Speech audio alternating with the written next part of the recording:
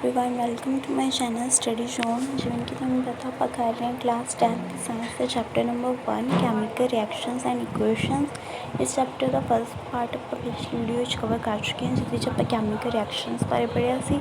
अज आपां करना है कैमिकल इक्वेशनस ते उन्हां नूं किवें बैलेंस करीदा।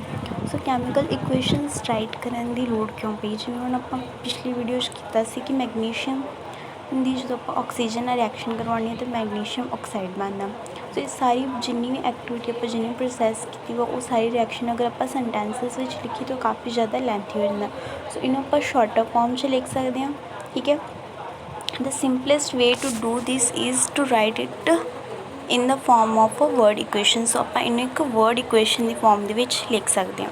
ਠੀਕ ਹੈ, ਸਿੰਪਲੈਸਟ ਵੇ ਕੀ ਆਪਾਂ ਜਿਹੜੀ ਇੰਨੀ ਵੱਡੀ ਜਿਹੜੀ ਰਿਐਕਸ਼ਨ ਆ ਉਹਨੂੰ ਸੈਂਟੈਂਸ 'ਚ ਲਿਖਣ ਦੀ ਬਜਾਏ ਉਹਨੂੰ ਵਰਡ 'ਚ ਲਿਖ ਸਕਦੇ। ਵਰਡ 'ਚ ਕਿਵੇਂ ਲਿਖਾਂਗੇ ਕਿ ਜਿਹੜੇ ਆਪਾਂ ਉਹਦੇ ਵਿੱਚ ਸਬਸਟਾਂਸਿਸ ਯੂਜ਼ ਕੀਤੇ ਵਾ ਉਹਨਾਂ ਦੇ ਆਪਾਂ ਨੇਮ ਮੈਂਸ਼ਨ ਕਰਕੇ ਉਹਨੂੰ ਇੱਕ ਐਜ਼ ਅ ਇਕੁਏਸ਼ਨ ਰਿਪ੍ਰਜੈਂਟ ਕਰਾਂਗੇ। ਸੋ ਉਸ ਰਿਐਕਸ਼ਨ ਦੀ ਇਕੁਏਸ਼ਨ ਕੀ ਹੋਏਗੀ, ਮੈਗਨੀਸ਼ੀਅਮ ਐਂਡ ਆਕਸੀਜਨ ਨੂੰ ਐਡ ਕਰਕੇ ਆਪਾਂ ਕੀ ਬਣਾ ਲਿਆ, ਮੈਗਨੀਸ਼ੀਅਮ ਆਕਸਾਈਡ। ਠੀਕ ਹੈ, ਸੋ ਇਹਦੇ ਵਿੱਚ ਹੁਣ ਦੇਖੋ ਮੈਗਨੀਸ਼ੀਅਮ ਪਲੱਸ ਆਕਸੀਜਨ ਲਿਖਿਆ। ਮੈਗਨੀਸ਼ੀਅਮ ਪਲੱਸ ਆਕਸੀਜਨ ਮੀਨਸ ਕਿ ਜਿਹੜੇ ਦੋਨੋਂ ਸਬਸਟਾਂਸ ਆ ਇਹ ਦੋਨੋਂ ਆਪਸ ਵਿੱਚ ਕੰਬਾਈਨ ਹੋ ਕੇ ਇਹਨਾਂ ਨੇ ਕਿਹੜਾ ਪ੍ਰੋਡਕਟ ਬਣਾਇਆ, ਮੈਗਨੀਸ਼ੀਅਮ ਆਕਸਾਈਡ। ਸੋ ਉਹ ਵਾਲੀਆਂ ਚੀਜ਼ਾਂ ਜਿਹੜੀਆਂ ਰਿਐਕਸ਼ਨ ਵਿੱਚ ਪਾਰਟੀਸਪੇਟ ਕਰਦੀਆਂ ਉਹਨਾਂ ਨੂੰ ਆਪਾਂ ਬੋਲਦੇ ਹਾਂ ਰਿਐਕਟੈਂਟਸ। ਠੀਕ ਹੈ, ਐਂਡ ਜਿਹੜੇ ਫਾਈਨਲੀ ਆਪਣੇ ਕੋਲ ਜਿਹੜਾ ਰਿਜ਼ਲਟ ਹੁੰਦਾ ਉਹ ਜਿਹੜੀ ਨਵੀਂ ਚੀਜ਼ ਬਣਦੀ ਹੈ ਉਹਨੂੰ ਆਪਾਂ ਬੋਲਦੇ ਹਾਂ ਪ੍ਰੋਡਕਟ। ਸੋ ਇਸ ਰਿਐਕਸ਼ਨ ਵਿੱਚ ਆਪਣੇ ਰਿਐਕਟੈਂਟਸ ਹੈਗੇ ਆ magnesium and oxygen and product ਹੈ ਮੈਗਨੀਸ਼ੀਅਮ ਆਕਸਾਈਡ। ਠੀਕ ਹੈ, ਐਂਡ ਇਹਦੇ ਵਿੱਚ ਜਿੰਨੇ ਵੀ ਸਬਸਟਾਂਸਿਸ ਪਾਰਟੀਸਪੇਟ ਕਰਨਗੇ ਉਹਨਾਂ ਨੂੰ ਆਪਾਂ ਪਲੱਸ ਸਾਈਨ ਦੇ ਨਾਲ ਰਿਪ੍ਰਜੈਂਟ ਕਰਾਂਗੇ। ਉਸ ਤਰ੍ਹਾਂ ਪ੍ਰੋਡਕਟ ਸਾਈਡ ਵਿੱਚ ਵੀ ਆਪਾਂ ਉੱਦਾਂ ਹੀ ਜਿੰਨੇ ਪ੍ਰੋਡਕਟ ਕਈ ਵਾਰੀ ਹੁੰਦਾ ਵਾ ਇੱਕ ਤੋਂ ਜ਼ਿਆਦਾ ਪ੍ਰੋਡਕਟਸ ਬਣਦੇ ਵਾ, ਸੋ ਉਹਨਾਂ ਨੂੰ ਆਪਾਂ ਪਲੱਸ ਦਾ ਸਾਈਨ ਪਾ ਕੇ ਇੱਥੇ ਅੱਗੇ ਲਿਖੀ ਜਾਵਾਂਗੇ। ਐਂਡ ਐਰੋ ਜਿਹੜਾ ਸਾਈਨ ਹੈ ਇਹ ਰਿਪ੍ਰਜੈਂਟ ਕਰਦਾ direction of reaction, means reaction ਦੀ ਕਿਹੜੀ ਡਾਇਰੈਕਸ਼ਨ ਵਿੱਚ ਰਿਐਕਸ਼ਨ ਹੋ ਰਹੀ ਹੈ ਉਹ ਐਰੋ ਸਾਈਨ ਰਿਪ੍ਰਜੈਂਟ ਕਰਦਾ। ਠੀਕ ਹੈ, ਰਿਐਕਟੈਂਟਸ ਹਮੇਸ਼ਾ ਲੈਫਟ ਹੈਂਡ ਸਾਈਡ ਹੁੰਦੇ ਆ ਐਂਡ ਪ੍ਰੋਡਕਟ ਹਮੇਸ਼ਾ ਰਾਈਟ ਹੈਂਡ ਸਾਈਡ ਹੁੰਦੇ ਆ। ਠੀਕ ਹੈ, ਹੁਣ ਨੈਕਸਟ ਹੈਗਾ ਵਾ ਕਿ ਇਸੇ ਰਿਐਕਸ਼ਨ ਨੂੰ ਆਪਾਂ ਹੋਰ ਸਿੰਪਲੈਸਟ ਫਾਰਮ 'ਚ ਲਿਖ ਸਕਦੇ, ਹੋਰ ਸ਼ਾਰਟ ਕਰ ਸਕਦੇ ਹਾਂ। ਉਹ ਕਿਵੇਂ ਕਰਾਂਗੇ, ਐਕਚੁਅਲ ਵਿੱਚ ਆਪਾਂ ਕੈਮੀਕਲ ਰਿਐਕਸ਼ਨ ਜਿਹੜੀ ਵਾ ਉਹ ਰਾਈਟ ਕਿਵੇਂ ਕਰਦੇ ਹਾਂ। ਸੋ ਸਿੰਪਲੈਸਟ ਫਾਰਮ 'ਚ ਲਿਖਣ ਦੇ ਲਈ ਆਪਾਂ ਕੀ ਕਰਾਂਗੇ, ਉਹਨੂੰ ਉਹਨਾਂ ਦੇ ਜਿਹੜੇ ਕੈਮੀਕਲ ਫਾਰਮੂਲੇ ਹੁੰਦੇ ਸਬਸਟਾਂਸਿਸ ਦੇ ਉਹਨਾਂ ਨੂੰ ਰਾਈਟ ਕਰਾਂਗੇ। ਹੁਣ ਜਿਵੇਂ ਮੈਗਨੀਸ਼ੀਅਮ ਦਾ ਕੈਮੀਕਲ ਫਾਰਮੂਲਾ ਕੀ ਹੁੰਦਾ, Mg, ਆਕਸੀਜਨ ਦਾ O2। ਠੀਕ ਹੈ, ਐਂਡ ਕੰਬਾਈਨ ਕਰਕੇ ਮੈਗਨੀਸ਼ੀਅਮ ਆਕਸਾਈਡ ਬਣਾਉਂਦੇ ਜਿਹਦਾ ਕੈਮੀਕਲ ਫਾਰਮੂਲਾ ਹੈਗਾ MgO। ਸੋ ਇਸ ਤਰੀਕੇ ਨਾਲ ਆਪਾਂ ਕੈਮੀਕਲ ਰਿਐਕਸ਼ਨ ਨੂੰ ਰਾਈਟ ਕਰ ਸਕਦੇ ਹਾਂ ਉਹਦੇ ਸ਼ਾਰਟਰ ਨੇਮ ਦੇ ਨਾਲ। ਠੀਕ ਹੈ, ਨੈਕਸਟ ਹੁਣ ਦੇਖਣਾ ਆਪਾਂ ਕਿ ਜਿਹੜੇ ਨੰਬਰ ਆਫ ਐਟਮਸ ਆ ਬੋਥ ਸਾਈਡਸ ਉੱਪਰ ਸੇਮ ਆ, ਪ੍ਰੋਡਕਟ ਐਂਡ ਰਿਐਕਟੈਂਟ ਸਾਈਡ ਦੇ ਉੱਪਰ ਜਿਹੜੇ ਨੰਬਰ ਆਫ ਐਟਮਸ ਆ ਉਹ ਸੇਮ ਆ ਕਿ ਨਹੀਂ ਆ। ਸੋ ਆਪਾਂ ਕਿਵੇਂ ਚੈੱਕ ਕਰਾਂਗੇ, ਅਗਰ ਦੇਖਿਆ ਜਾਵੇ ਤਾਂ ਮੈਗਨੀਸ਼ੀਅਮ ਦੇ ਲੈਫਟ ਹੈਂਡ ਸਾਈਡ 1 ਐਟਮਸ ਆ ਐਂਡ ਰਾਈਟ ਹੈਂਡ ਸਾਈਡ ਵੀ 1 ਆ, ਬਟ ਆਕਸੀਜਨ ਦੇ left hand side 2 atoms and right hand side 1 atom. So ਇਹ ਜਿਹੜੀ ਇਕੁਏਸ਼ਨ ਆ ਇਹ ਬੈਲੈਂਸ ਇਕੁਏਸ਼ਨ ਨਹੀਂ ਹੈ। ਸੋ ਜਿਹੜੀ ਇਕੁਏਸ਼ਨ ਬੈਲੈਂਸ ਇਕੁਏਸ਼ਨ ਨਹੀਂ ਹੁੰਦੀ ਉਹਨੂੰ ਆਪਾਂ ਬੋਲਦੇ ਹਾਂ skeletal chemical equation for a reaction. So unbalanced chemical equation ਆਪਾਂ ਬੋਲਦੇ ਹਾਂ ਸਕੈਲਟਲ ਕੈਮੀਕਲ ਇਕੁਏਸ਼ਨ। ਠੀਕ ਹੈ, ਨੈਕਸਟ ਹੁਣ ਕੈਮੀਕਲ ਇਕੁਏਸ਼ਨ ਉਹਨੂੰ ਆਪਾਂ ਬੈਲੈਂਸ ਕਿਵੇਂ ਕਰਾਂਗੇ। ਸੋ ਪਹਿਲਾਂ ਤਾਂ ਇਹ ਦੇਖਾਂਗੇ ਕਿ ਬੈਲੈਂਸ ਕਰਨ ਦੀ ਲੋੜ ਕਿਉਂ ਪੈਂਦੀ ਹੈ। ਸੋ ਬੈਲੈਂਸ ਕਰਨ ਦੀ ਲੋੜ ਕਿਉਂ ਹੁੰਦੀ ਵਾ, mass can neither be created nor destroyed in a chemical reaction. ਜਿਹੜਾ ਮਾਸ ਪਹਿਲਾਂ ਕਲਾਸਿਸ 'ਚ ਪੜ੍ਹ ਚੁੱਕੇ ਹਾਂ ਕਿ ਜਿਹੜਾ ਮਾਸ ਆ ਉਹ ਨਾ ਤਾਂ ਕ੍ਰੀਏਟ ਕੀਤਾ ਜਾ ਸਕਦਾ ਅਤੇ ਨਾ ਹੀ ਉਹਨੂੰ ਆਪਾਂ ਡਿਸਟਰੋਏ ਕਰ ਸਕਦੇ ਹਾਂ। ਠੀਕ ਹੈ, that is the total mass of the elements present in products of a chemical reaction has to be equal to the total mass of element present in the reactant। ਸੋ ਕੀ ਵਾ ਕਿ ਜਦੋਂ ਵੀ ਕੋਈ ਰਿਐਕਸ਼ਨ ਹੁੰਦੀ ਵਾ ਜਿੰਨੇ ਰਿਐਕਟੈਂਟ ਸਾਈਡ 'ਤੇ atoms ਹੈਗੇ ਆ ਪ੍ਰੋਡਕਟ ਸਾਈਡ 'ਤੇ ਵੀ ਉਨੇ ਐਟਮ ਹੋਣੇ ਚਾਹੀਦੇ। ਮੀਨਸ ਕੀ ਵਾ ਕਿ ਆਪਾਂ ਇਹ ਕਹਿ ਸਕਦੇ ਕਿ ਕੋਈ ਵੀ ਕੈਮੀਕਲ ਰਿਐਕਸ਼ਨ ਜਦੋਂ ਹੁੰਦੀ ਵਾ ਉਹਦੇ ਰਿਐਕਸ਼ਨ ਹੋਣ ਤੋਂ ਪਹਿਲਾਂ ਜਿੰਨੇ ਸਬਸਟੈਂਸ ਜਿੰਨੇ ਉਹਨਾਂ ਦੇ ਵਿੱਚ ਐਟਮਸ ਹੋਣਗੇ ਰਿਐਕਸ਼ਨ ਹੋਣ ਤੋਂ ਬਾਅਦ ਵੀ ਉਨੀ ਹੋਣੀ ਚਾਹੀਦੀ ਹੈ, ਕਿਉਂਕਿ ਕੈਮੀਕਲ ਰਿਐਕਸ਼ਨ ਵਿੱਚ ਨਾ ਤਾਂ ਨਵੇਂ ਐਟਮਸ ਬਣਦੇ ਆ ਅਤੇ ਨਾ ਹੀ ਨਵੇਂ ਐਟਮਸ ਡਿਸਟਰੋਏ ਹੋ ਸਕਦੇ। ਸੋ ਉਨੀ ਹੀ ਅਮਾਊਂਟ ਰਹੇਗੀ ਉਹਨਾਂ ਵਿੱਚ। ਠੀਕ ਹੈ, ਹੁਣ ਨੈਕਸਟ ਹੈ ਉਹਨੂੰ ਬੈਲੈਂਸ ਆਪਾਂ ਕਿਵੇਂ ਕਰਾਂਗੇ। ਬੈਲੈਂਸ ਕਰਨ ਦੀ ਪ੍ਰੋਸੈਸ ਕੀ ਹੈ, ਮੇਰੇ ਕੋਲ ਆਪਾਂ ਇੱਕ ਐਗਜ਼ਾਮਪਲ ਲੈਂਦੇ ਹਾਂ। Fe means iron plus water.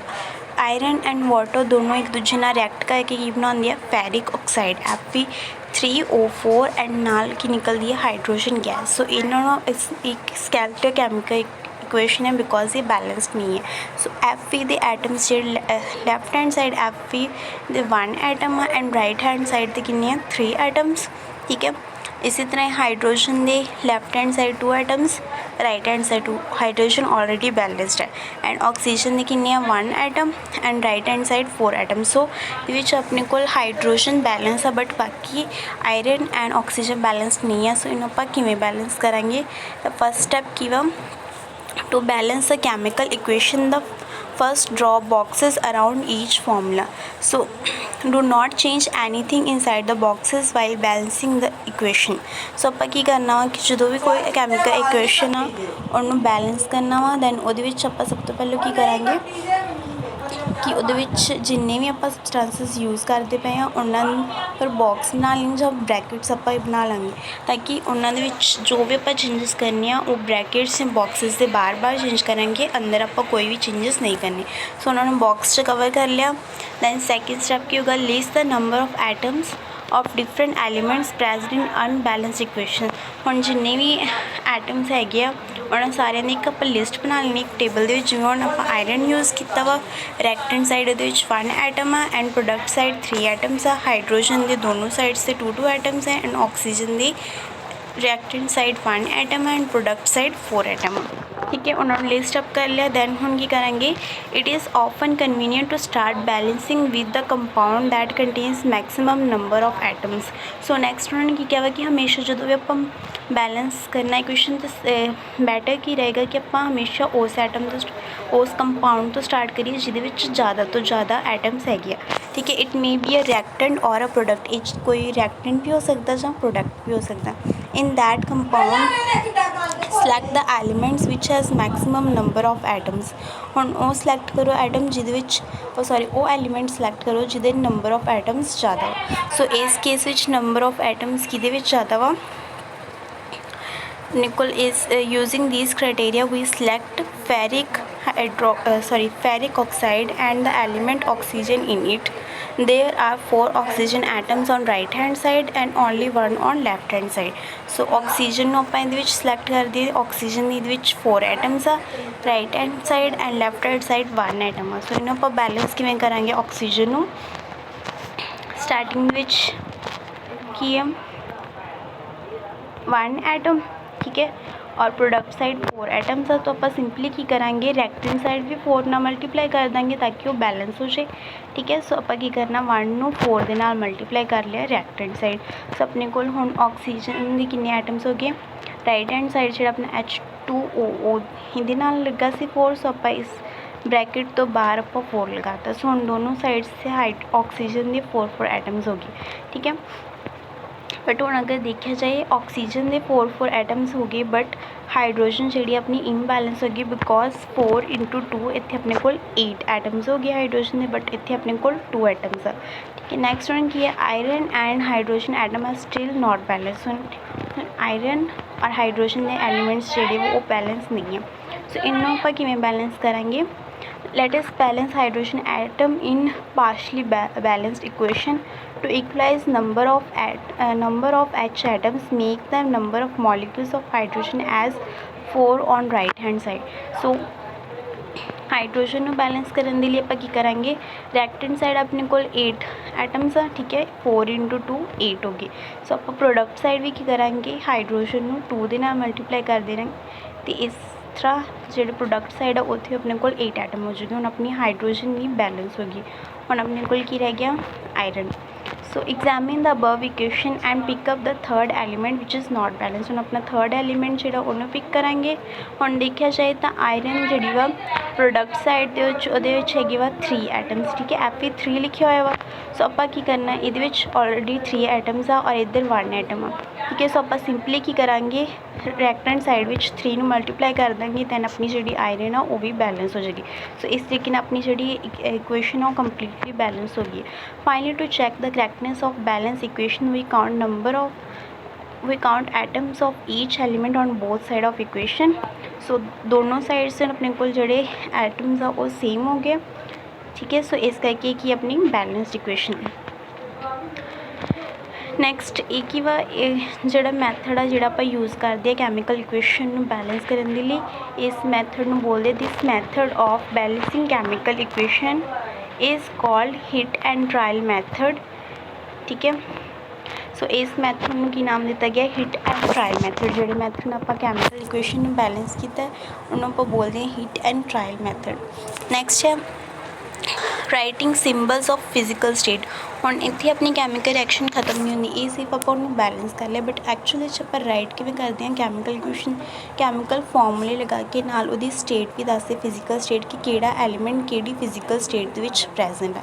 ਸੋ ਦੇਖਦੇ ਆਪਾਂ ਇਹਨਾਂ ਦੀ ਫਿਜ਼ੀਕਲ ਸਟੇਟਸ ਕੀ ਅਤੇ ਆਪਾਂ ਉਹਨਾਂ ਨੂੰ ਕਿਸ ਤਰੀਕੇ ਨਾਲ ਲਿਖਾਂਗੇ। ਠੀਕ ਹੈ, ਫਿਜ਼ੀਕਲ ਸਟੇਟਸ ਲਿਖਣ ਦੇ ਲਈ ਉਹਨਾਂ ਦੀਆਂ ਨੋਟੇਸ਼ਨਸ ਲਿਖੀ ਦੀਆਂ ਵਾ ਕਿ ਐਲੀਮੈਂਟ ਗੈਸ ਫੋਰਮ ਜਾਂ ਲਿਕੁਇਡ ਜਾਂ ਐਕੁਅਸ ਸੋਲਿਊਸ਼ਨ ਆ ਜਾਂ ਸੋਲਿਡ ਆ। ਸੋ ਇਹ 'ਚ ਆਪਾਂ ਇਹਦੇ ਨਾਲ ਰਾਈਟ ਕਰ ਦਿੰਦੇ ਹਾਂ। ਹੁਣ ਜਿਵੇਂ ਆਇਰਨ ਜਿਹੜਾ ਵਾ ਉਹ ਕੀ ਵਾ ਸੋਲਿਡ, ਠੀਕ ਹੈ, ਹਾਈਡਰੋਜਨ H2O ਕੀ ਵਾ ਗੈਸ ਦੀ ਫੋਰਮ ਵਿੱਚ ਆ, ਫੈਰਿਕ ਆਕਸਾਈਡ ਸੋਲਿਡ ਹੈ ਐਂਡ H2 ਕੀ ਹੈ ਗੈਸ। ਠੀਕ ਹੈ, ਇਸ ਤਰੀਕੇ ਨਾਲ ਆਪਾਂ ਇਹਨਾਂ ਦੀ ਫਿਜ਼ੀਕਲ ਸਟੇਟਸ ਨਾਲ ਮੈਨਸ਼ਨ ਕਰਦੇ। ਸੋ ਆਪਾਂ ਕੰਪਲੀਟ ਇੱਕ ਕੈਮੀਕਲ ਰਿਐਕਸ਼ਨ ਹੈ ਜਿਹੜੀ ਉਹਨੂੰ ਆਪਾਂ ਰਾਈਟ ਕਰ ਸਕਦੇ ਹਾਂ। ਇਸ ਤੋਂ ਇਲਾਵਾ ਵੀ ਕੁਝ ਹੋਰ ਕੰਡੀਸ਼ਨਸ ਹੁੰਦੀਆਂ ਵਾ ਕੈਮੀਕਲ ਰਿਐਕਸ਼ਨਸ ਨੂੰ ਕੈਮੀਕਲ ਇਕੁਏਸ਼ਨਸ ਨੂੰ ਰਾਈਟ ਕਰਨ ਦੀਆਂ। ਸਮਟਾਈਮਸ ਦਾ ਰਿਐਕਸ਼ਨ ਕੰਡੀਸ਼ਨ ਸੱਚ as temperature, pressure, catalyst etc for reaction are indicated above or below the arrow in equation। ਸੋ ਕਈ ਵਾਰੀ ਹੁੰਦਾ ਵਾ ਕਿ ਆਪਾਂ ਕੁਝ ਹੋਰ ਕੰਡੀਸ਼ਨ ਜਿਹੜੀਆਂ ਰਿਐਕਸ਼ਨ ਦੀਆਂ ਵਾ ਉਹ ਰਾਈਟ ਕਰਦੇ, ਜਿਹੜਾ ਆਪਾਂ ਰਿਐਕਸ਼ਨ ਵਾਸਤੇ ਐਰੋ ਯੂਜ਼ ਕਰਦੇ ਹਾਂ ਉਹਦੇ ਉੱਪਰ, ਜਿਵੇਂ ਟੈਂਪਰੇਚਰ ਕਿੰਨਾ ਯੂਜ਼ ਹੋਇਆ ਜਾਂ ਪ੍ਰੈਸ਼ਰ, ਜੋ ਵੀ ਚੀਜ਼ਾਂ ਆਪਾਂ ਉਹਦੇ ਵਿੱਚ ਰਾਈਟ ਕਰਦੇ। ਜਿਵੇਂ ਹੁਣ ਆਪਣੇ ਕੋਲ ਵਾਲੀ ਇਕੁਏਸ਼ਨ ਇੱਥੇ ਲਿਖਿਆ ਵਾ 340 ਐਟਮੋਸਫੇਅਰ, ਇੱਥੇ ਆਪਾਂ ਪ੍ਰੈਸ਼ਰ ਵੀ ਨਾਲ ਸ਼ੋ ਕਰਵਾਇਆ ਵਾ ਕਿ ਕਿੰਨਾ ਪ੍ਰੈਸ਼ਰ ਅਪਲਾਈ ਹੋਇਆ। ਸਿਮਿਲਰਲੀ ਫੋਟੋਸਿੰਥਸਿਸ ਦੀ ਪ੍ਰੋਸੈਸ ਆ ਜਿਹੜੀ ਆਪਣੇ ਕੋਲ ਉਹਦੇ ਵਿੱਚ ਸਨਲਾਈਟ ਐਂਡ ਕਲੋਰੋਫਿਲ ਚਾਹੀਦੀ ਹੁੰਦੀ, ਉਸ ਚੀਜ਼ ਨੂੰ ਇੱਥੇ ਰਾਈਟ ਕੀਤਾ ਕਿ ਕਿਹੜੀਆਂ ਕਿਹੜੀਆਂ ਚੀਜ਼ਾਂ ਹੋਰ ਵਾ ਜਿਨ੍ਹਾਂ ਨੇ ਪਾਰਟੀਸਪੇਟ ਕੀਤਾ, ਕਿੰਨਾਂ ਦੀ ਅਵੇਲੇਬਿਲਿਟੀ ਚਾਹੀਦੀ। ਸੋ ਇਸ ਤਰੀਕੇ ਨਾਲ ਆਪਾਂ ਕੋਈ ਵੀ ਕੈਮੀਕਲ ਇਕੁਏਸ਼ਨ ਆ ਉਹਨੂੰ ਆਪਾਂ ਬੈਲੈਂਸ ਕਰ ਸਕਦੇ ਹਾਂ। ਠੀਕ ਹੈ, so thanks for watching the video.